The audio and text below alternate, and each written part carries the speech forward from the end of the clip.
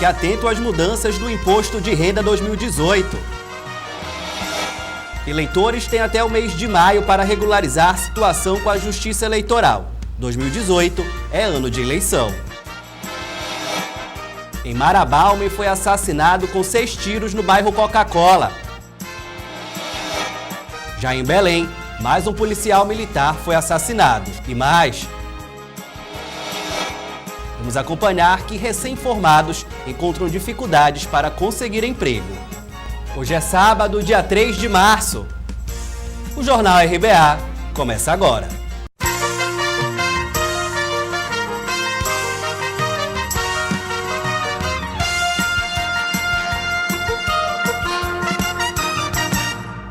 Boa noite. E a Receita Federal liberou no último dia 26 de fevereiro o programa usado na declaração do Imposto de Renda para a pessoa física. Para este ano, o fisco anunciou mudanças para obter mais dados para realizar o cruzamento automático das informações. O imposto de renda é um tributo existente em vários países, onde cada contribuinte, seja ele pessoa física ou pessoa jurídica, é obrigado a pagar uma certa porcentagem de sua renda para o governo nacional ou regional, a depender de cada jurisdição. Pessoas que são obrigadas a declarar são os que têm rendimento tributáveis durante o ano calendário acima de R$ 28.559,70. Então, se você tem rendimentos tributáveis a partir desse valor, você é obrigado a declarar. No último dia 26, a Receita Federal liberou o programa usado na declaração do Imposto de Renda da pessoa física. Os contribuintes podem enviar suas declarações até o dia 30 de abril. Para esse ano, o fisco anunciou mudanças para obter mais dados para realizar o cruzamento automático das informações. Também é bom observar essa questão dos rendimentos tributáveis, que muitas vezes você pode se enquadrar como isento, não é obrigado a declarar, mas dentro de uma das obrigatoriedades, como se você tem imóveis ou terrenos superior a 300 mil, você é obrigado a declarar. E uma das principais mudanças que eu vejo que aconteceu esse ano é que até ano passado você declarava o seu dependente com o CPF, que era obrigatório a partir dos 12 anos. E esse ano já é a partir dos 8. Em 2019, todos os dependentes vão precisar de CPF. E também a questão da aquisição dos bens, né, essa informação que o fisco ele quer cada vez mais informações para cruzar todas as suas informações, né, para poder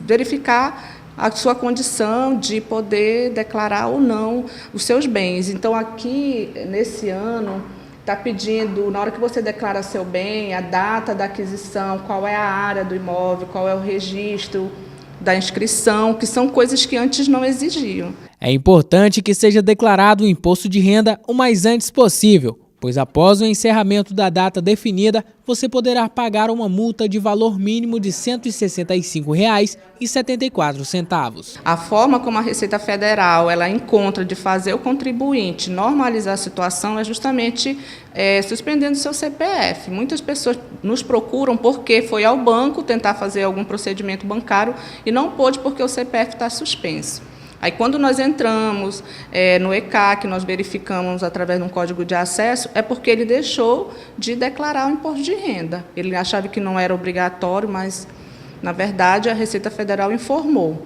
E aí nós fazemos regularização, como ele já fez depois do período do prazo, que ele era obrigado, aí vem uma multa, né? Paga a multa. A dica é não deixar para a última hora. Agora, a gente todos os anos observa que a maioria das pessoas deixam para nos procurar bem no finalzinho do prazo, que o prazo vai agora do dia 1º de março ao dia 30 de abril. Fique atento às mudanças para evitar problemas com o leão. E a Justiça Eleitoral encerrou em 2017 com 95% da meta do cadastro biométrico atingido, mas os eleitores têm até o dia 9 de maio para regularizar sua situação. A biometria é um método que permite reconhecer, verificar e identificar uma pessoa por meio de suas impressões digitais. Na Justiça Eleitoral, a biometria é usada com o objetivo de prevenir fraudes, pois esta tecnologia impede que uma pessoa se passe por outra no momento da votação. A previsão é que todo o eleitorado brasileiro esteja cadastrado na biometria até 2022. Em Parauapebas, os eleitores que pertencem à Zona Eleitoral 106 têm até o dia 9 de maio para se regularizar. Uma data prevista na legislação que é até o dia 9 de maio, no 151º dia que antecede as eleições, fecha-se o cadastro e o sistema não permite mais a realização desse tipo de operação. O cadastramento biométrico dura menos de 15 minutos. No momento do atendimento, o eleitor deverá ter em mãos documento de identidade oficial, comprovante de residência recente e o título de eleitor. Fora isso, ele tem que trazer o seu comprovante de residência recente dos últimos 3 meses, salientando que há prazos para realização de transferências de título, de modo que o eleitor precisa residir há 3 meses no município e precisa contar com 1 ano de seu alistamento ou de sua última transferência.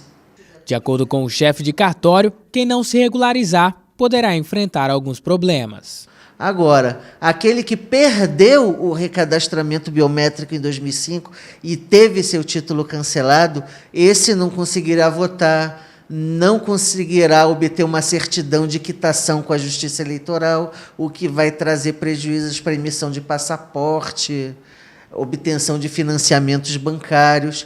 Ele deverá comparecer, fazer o seu recadastramento biométrico e regularizar a situação do seu título, para evitar sofrer qualquer prejuízo. O ideal é que o eleitor não deixe para se regularizar de última hora. A expectativa é que até o dia 9 de maio nós tenhamos um bom acréscimo nessa quantidade, de modo que quanto mais cedo o eleitor venha, menores serão as filas que ele vai enfrentar. Não perca o prazo, já que estamos aí em ano de eleição. E o IBAMA multou em mais de 20 milhões a mineradora Hidroalunorte, situada em Barcarena, na região nordeste do Pará. O IBAMA também embargou o depósito de rejeitos sólidos e a tubulação de drenagem de efluentes da empresa. Aproximadamente 400 famílias foram afetadas pelo vazamento de rejeitos de bauxita da mineradora. O depósito de rejeitos sólidos 2 da Hidro funcionava sem licença de operação e a tubulação de drenagem de efluentes da área industrial também era clandestina. As irregularidades foram constatadas pelo IBAMA durante vistoria na empresa na última quarta-feira. Os técnicos embargaram a bacia de resíduos, aplicaram multa e abriram um processo administrativo para apurar o caso. O DRS2 ele não está de acordo com a resolução CONAMA, e nem com a 6938. Então, nós seguimos a recomendação do Ministério Público e embargamos e multamos por desacordo ou não possuir licença. A Hidro tem 20 dias para recorrer. Para que isso aconteça, ela vai ter que entrar em contato com a SEMA, apresentar os estudos necessários para obter essas licenças. Obtendo essas licenças, a empresa está desembargada. Mas, lógico, sempre preservando o meio ambiente, ou seja, nós vamos ter que tomar o cuidado de saber se realmente isso não vai ser prejudicial ao meio ambiente. Não sendo prejudicial. Em 2016, o Ministério Público Federal ingressou com ação contra as empresas poluidoras de Barcarena, entre elas a Hidro. Como não foi possível estabelecer um nexo de causalidade sobre qual é a empresa específica de onde poderia ter vindo essas substâncias, mas ela não é natural da região, ela veio de uma atividade industrial, a ação na qual se busca o fornecimento de água potável, água não contaminada para essas famílias, essa ação foi usada contra as empresas que exercem atividade industrial lá, inclusive a Hidro. O morador da cidade diz que a irresponsabilidade da Hidro vai além de poluir solo e igarapés. O que aconteceu em 2016 com a renovação do plano diretor no município de Barcarena foi um plano de morte, das comunidades tradicionais. O plano diretor acabou sacramentando, no caso, aí um plano de morte para as comunidades tradicionais. O IBAMA garantiu que não tinha conhecimento da denúncia de desmatamento de áreas de proteção ambiental para a instalação de bacias de rejeitos e nem da destruição de sítios arqueológicos. Nós não recebemos essas denúncias. E se tivéssemos recebido, o nosso dever é comunicar à SEMA para que nos oficie, nos responda. Assim, nós vamos tomar as atitudes. que são necessárias daí. O vazamento de resíduos químicos no mês passado prejudicou comunidades inteiras. A gente vê uma violência não só com a gente, mas com a natureza também. A natureza aqui nesse espaço está se acabando. Como é para você ver o local onde você nasceu sendo consumido pela contaminação? É uma tristeza. O Sindicato dos Químicos de Barcarena diz que é preciso mais fiscalização. O sindicato, inclusive, foi para dentro da fábrica para ajudar os trabalhadores, porque estava havendo uma pressão muito grande, havia muito assédio moral com os trabalhadores por conta da pressão na produção. E a gente acabou alertando novamente, a gente foi, enquanto sindicato, para dentro da região, vimos os problemas que estavam lá e alertamos a empresa que poderia acontecer com as chuvas, né, que todo mundo sabe, todo paraense sabe que fevereiro e março são um momento de muita chuva aqui no Pará. Então a empresa ela tem que fazer o seu planejamento já pensando nisso. E no próximo bloco você vai acompanhar que homem foi assassinado em Marabá. E ainda, policial militar foi assassinado em Marituba, região metropolitana de Belém. A gente vai para o intervalo e volta já já.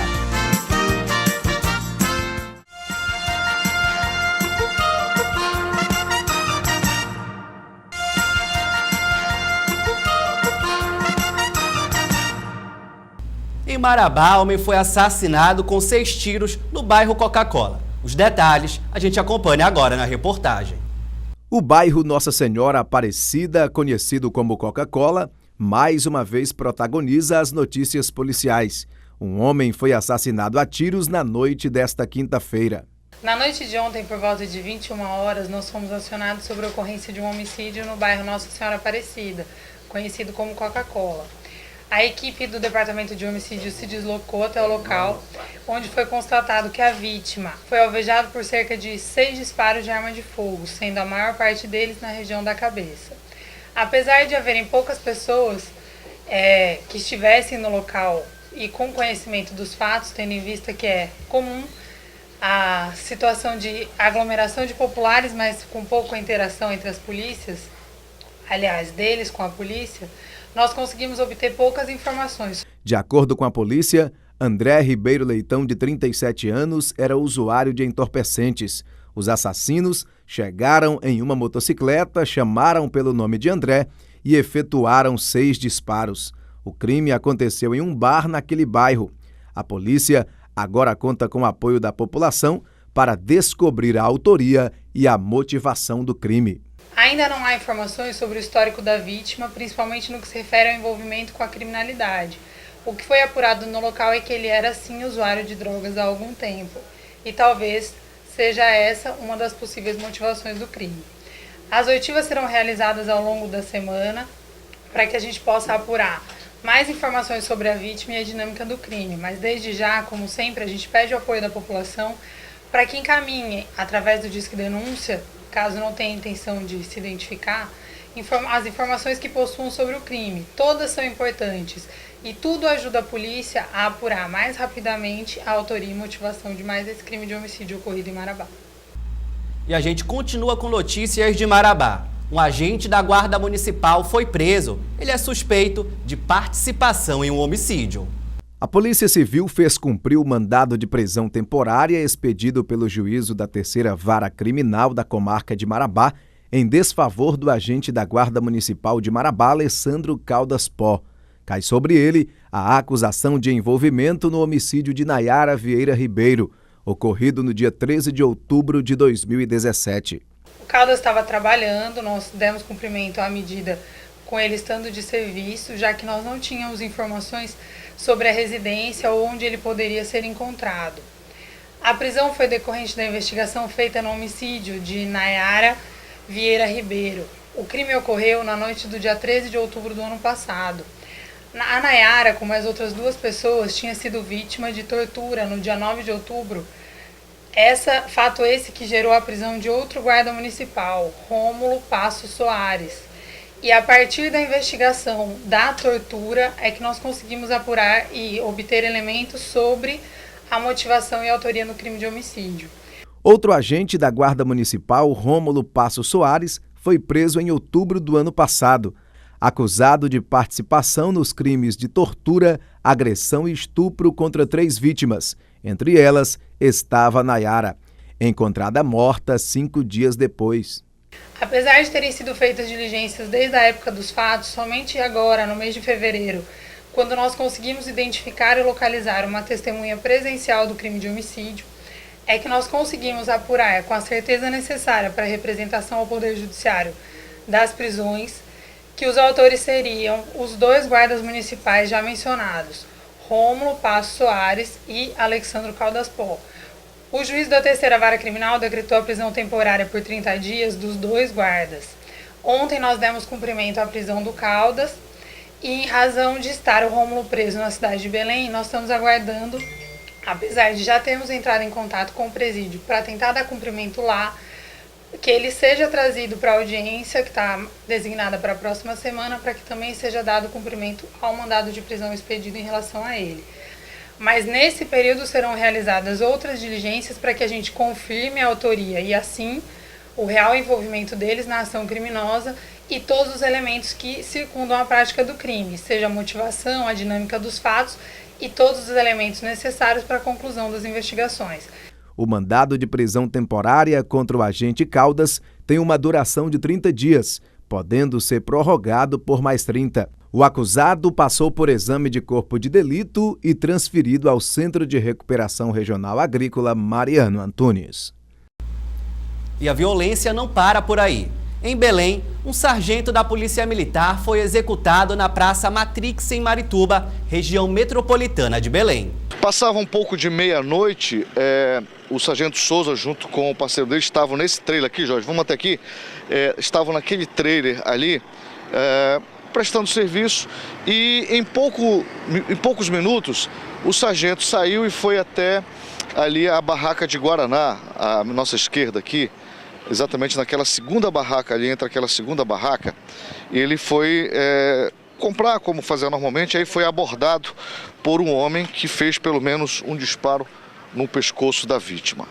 A partir daí, o companheiro do sargento já ficou de prontidão tentando identificar da onde veio o tiro, quem atirou no sargento Souza. O que se soube é que depois que o executor fez os disparos, ele correu aqui para a BR-316 e a suspeita é que exatamente naquele ponto ali tinha um carro que estava dando apoio ao executor.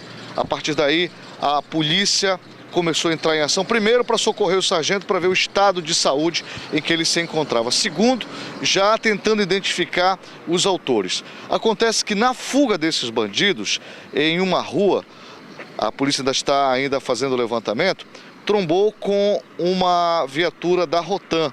Houve troca de tiros e um policial militar acabou ferido e foi levado ao hospital metropolitano. Chegamos aqui na BR-316, ali, olha, muitas viaturas nesse momento da polícia militar, helicóptero, Jorge, vamos mostrar aqui, chegando nesse momento, aqui nesse ponto da BR-316.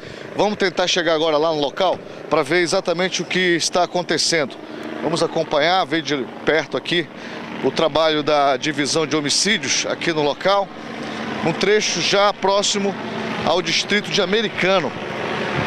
Polícia local, só vamos deixar o Jorge um pouco mais para a direita, com segurança aqui, porque é um trecho de rodovia, e a gente percebe que a polícia está aqui no local.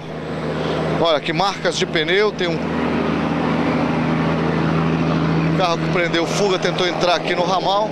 Como a gente pode perceber, tanto aqui no banco do motorista quanto no banco do passageiro, a perícia científica identificou manchas de sangue.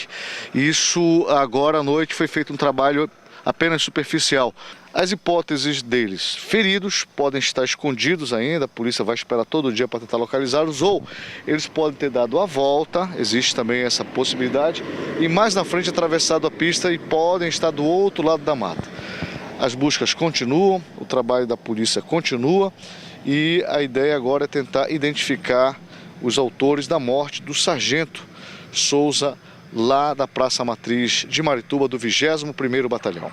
E no ato da aproximação houve esse confronto. Não imaginava que seria esse o carro, né? Não, tinha uma ideia que era esse carro. Aí foram para aproximação, Só que infelizmente houve esse confronto e um policial nosso foi baleado na perna. Este é o segundo agente de segurança pública morto em Marituba em menos de uma semana. Primeiro foi o guarda municipal Rubens Santos Souza, que perdeu a vida no bairro São Francisco. E agora o sargento Reginaldo da Silva Souza, que foi morto na Praça Matriz. Já são 11 policiais militares mortos só este ano no estado. O sargento Souza começaria as férias neste mês e no retorno tinha pretensões de aposentadoria. Então, vamos continuar fazendo o nosso trabalho, combatendo o crime, que é o que nós fazemos, e manter a calma, focar no nosso objetivo, no nosso papel constitucional e seguir em frente. Foi uma perda, é lamentável, o quartel está de luto, mas nós não podemos baixar a cabeça e o combate vai continuar. E agora é hora de anotar os nossos canais de comunicação. Nosso WhatsApp é o 99285-9521. 99285-9521. O nosso e-mail é redacãoparauapebas@gmail.com. redacãoparauapebas@gmail.com. Através do WhatsApp e do e-mail, vocês podem sugerir reportagens, mandar vídeos que a nossa produção vai entrar em contato com você. E já para quem perdeu alguma edição do jornal e queira rever, é só se inscrever no nosso canal no YouTube, Jornal RBA Parauapebas. E para você empresário que queira trazer a sua marca, anunciar aqui com a gente na RBA nos nossos programas, tanto no Jogo Aberto como no Barra Pesada, no Jornal RBA e no RBA Show, os contatos comerciais são esses aí que estão aparecendo no seu televisor. E no próximo bloco você vai acompanhar que recém-formados encontram dificuldades para conseguir emprego. E mais, quadrilhas juninas já começam os ensaios para o Festival Jecatatu. Eu vou para o intervalo e a gente volta já já.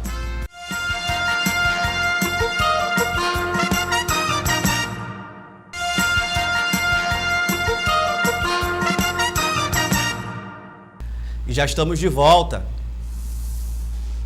Profissionais recém-formados encontram dificuldades para encontrar vaga na área de formação e procuram outras fontes de trabalho para garantir uma renda no final do mês. A Mili concluiu o curso de psicologia em 2015, mas não conseguiu emprego em sua área. Aí, decidiu encarar outro ramo como profissão. Hoje em dia eu trabalho com influência digital na internet, Instagram e YouTube, e tem dado certo todo esse tempo, graças a Deus, já faz 2 anos já nessa área. Mas esse não é um privilégio somente de Amile. Muitos jovens recém-formados encontram dificuldades para o primeiro emprego depois que saem da faculdade e buscam outras alternativas para fugir do desemprego. O profissional recém-formado tem algumas dificuldades que não são novas, né? Elas são recorrentes. Aquela questão de que ele está formado, ele tem uma formação, mas muitas vezes não tem experiência. Então, por isso, ele precisa também estar muito engajado para suprir essas lacunas. Como é que ele pode suprir isso? Desde o momento da universidade, ele já está preocupado em realizar estágios, se envolver em projetos, mesmo que seja de forma voluntária. Ele precisa se tornar conhecido. É cada vez mais comum ver histórias de longas filas com milhares de pessoas em busca de uma oportunidade. Mas a especialista em recursos humanos diz que a expectativa para esse ano é de melhora. No ano de 2018, a gente começa a perceber que isso está melhorando, as vagas começam a aparecer. Segundo especialistas, uma saída é preparar um bom currículo. Mas deve-se tomar cuidado com as falsas ofertas de trabalho. Sempre duvidar quando a oferta é muito maravilhosa, é muito fantástica, e existe isso muito no mercado ainda. Não pagar por vaga de emprego, procurar empresas sérias, né? Ou empresas de consultoria, ou agências, ou a própria companhia, entrando no site, conhecendo que empresas são essas e verificando que oportunidades, que ofertas estão ali. Mas sempre ir na fonte. Se ele receber alguma informação, algum anúncio de uma vaga de emprego, ele vai checar, não só por essa mídia aí que chegou até ele, mas que ele cheque no site da própria empresa se essa vaga é real. A Mili diz que não desistiu da carreira de psicóloga, mas que vai deixar essa procura para o futuro. Olha, eu te confesso que eu tenho muita vontade de atuar na minha área, mas não agora. Eu acho que hoje em dia, como eu te falei, eu vou investir muito mais nisso do que eu estou fazendo agora do que na psicologia. E depois do carnaval, uma das datas mais esperadas é a festa junina. E as quadrilhas já se preparam para se apresentar em um festival que ocorre anualmente aqui na cidade. É o Festival Jeca Tatu.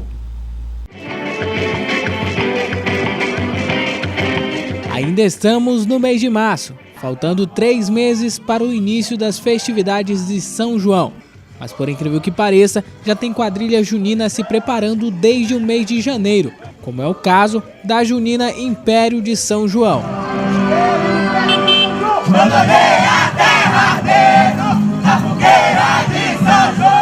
A gente já tem um trabalho voltado há muito tempo para os amigos da gente que faz parte da periferia de Parauapebas, que não é uma coisa muito fácil hoje um jovem se manter fora do mundo da criminalidade na periferia de Parauapebas. Então a necessidade de ter um grupo cultural fez nascer a Império de São João. A gente leva a sério, se diverte tudo, só que tem a questão da competição. E essa competição a gente abrange e leva o nome da nossa cidade para outros municípios e por isso necessitamos de muito mais tempo para ensaiar. Fundada no ano passado, o grupo conquistou o 3º lugar no Festival Jeca Tatu.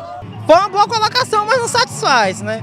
Tanto que a gente começou em janeiro esse ano para brigar por título. O que a gente quer esse ano é brigar por título. A gente está disposto a realmente regaçar as mangas e ir ao trabalho, porque essa juventude merece, esses jovens que estão aqui, eles merecem, né? A meta este ano é conquistar o 1º lugar na competição. Por isso, a dedicação é muito importante para o grupo, que envolve jovens da periferia da cidade. Ensaiamos todos os dias, de terça a domingo, apenas segunda que é folga deles, né? E o objetivo é esse, o objetivo justamente é se preparar para o Festival Jeca Tatu e também um objetivo maior, que essa quadrilha tem, modéstia à parte, de participar do Campeonato Paraense de Quadrilha. Esse é o nosso objetivo. Então, envolver essa juventude no mundo, na atividade cultural hoje, é mais que um trabalho cultural, é tirar o jovem hoje do mundo da criminalidade. Jamais aqui nesse bairro que nasceu novo, que já é bastante taxado na mídia, hoje a gente sabe disso, por uma grande participação de roubos e furtos e etc. Então assim, a gente quer um pouco mostrar que o Alto Bonito também não é só criminalidade, a gente tem cultura aqui também um pouquinho.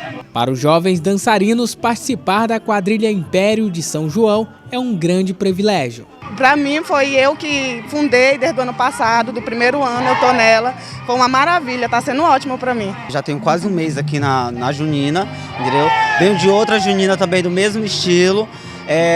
E para mim tem uma expectativa grande que a Junina, vou fazer com que ela seja campeã esse ano. Os ensaios seguirão para que o grupo faça bonito no festival. Sempre quando começa é mais complicado, né? Mas esse ano não, esse ano é título, a gente, claro, respeitando as adversárias, lógico, né?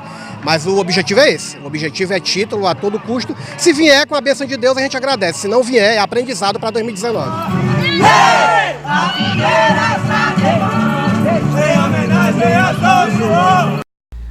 E assim a gente encerra a edição de hoje. Mais informações você acompanha segunda-feira a partir do meio-dia no Barra Pesada.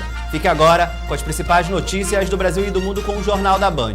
A todos um excelente final de semana e a gente volta a se encontrar na segunda-feira.